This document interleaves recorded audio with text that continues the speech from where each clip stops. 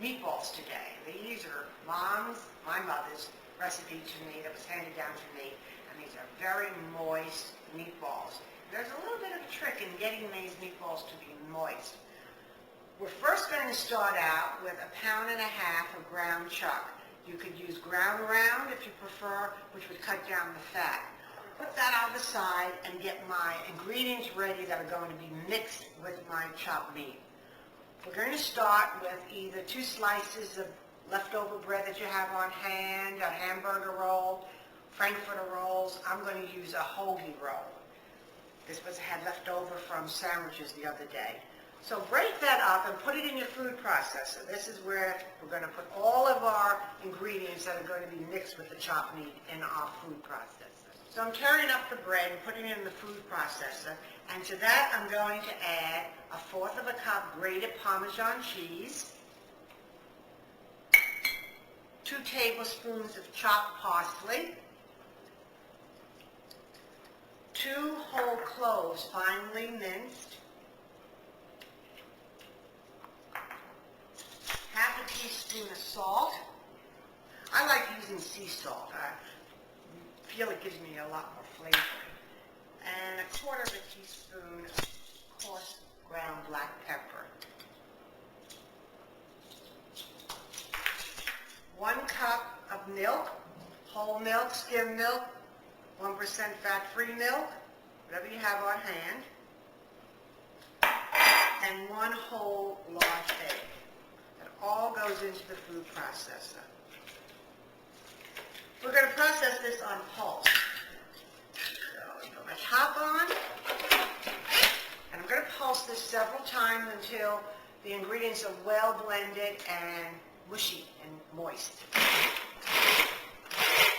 That's finished pulsing.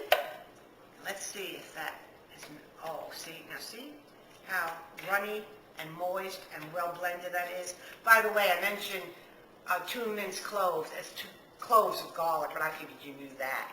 Okay, we're going to put this now, mix this in with our chopped meat. I'm going to blend that all together to make our meatballs. And I'm going to use the best tool you have on hand. And you know what that is? It's your hands. But before I do that, I have to wash my hands. So, wash my hands and get ready to mix our ingredients together. Hands are clean, and I'm ready to mix my ground meat with my pulsed ingredients. Oh, that's nice and moist. I can feel that while I'm mixing that together. This feels great. Kids love doing this too. Maybe you can have the kids help you in the kitchen mixing the meatballs. If this feels too moist to you, you can go ahead and add some dry breadcrumbs, Italian seasoned breadcrumbs, or just regular unseasoned breadcrumbs. You can also microwave these meatballs. You can fry them in hot olive oil, which is what Mom always did, or you can bake them in the oven. And that's what I'm going to do today. I'm going to bake my meatballs in a 375-degree oven.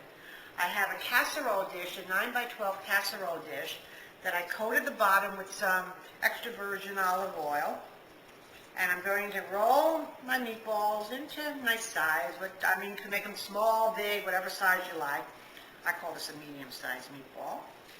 And when you place them in your casserole dish, don't put them too close together. You want to let them have enough room so they can brown evenly all around. I have 10 meatballs in my casserole dish.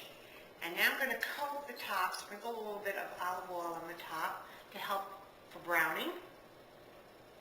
And they're going to go into a preheated 375-degree oven for about 35 to 40 minutes. The meatballs have been cooking for 35 minutes, and they look done. Oh, that looks good. Hot. Very good. There we go. You still hear them sizzling. Oh, they look perfect. And you can even feel that they're done. Now, you can serve these just like this. Appetizers, make them smaller. They make great little appetizers with a little marinara on the sauce on the side to dip into. But I'm taking these out, and you know what I'm going to do with them? They're going into my Italian spaghetti sauce. I'm making a meatball spaghetti sauce. And what you need to do is cook your meatballs ahead of time, and then place them in your sauce, and let them cook slowly in spaghetti sauce. Let's cut one open. See how that looks. Oh, perfect, perfect. That is a moist meatball. Enjoy.